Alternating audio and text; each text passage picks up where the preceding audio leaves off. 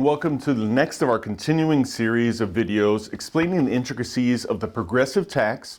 That's a constitutional amendment that will be on the ballot in the November general election.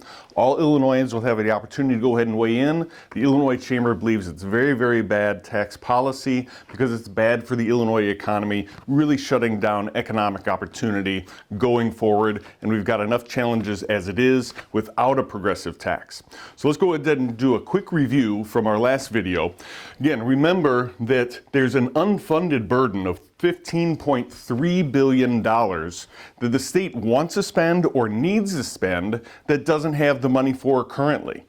$15.3 billion. Unfunded pensions, again, that's our pension liability, $137 billion. So a quick review again, as we look at our current tax structure, we see how heavily dependent we are on the top 20% of taxpayers who pay 2/3 of the income tax. 20% of our taxpayers pay 2/3 of the income tax. So the point there is if you start to erode that base, fewer and fewer people in this area are going to be left to go ahead and handle this burden. $15.3 billion, $137 billion. And what's been happening already? We already see a huge erosion of the tax base in Illinois. I think everybody knows that Illinois has been leading the nation in out-migration. Let's take a look at the population levels.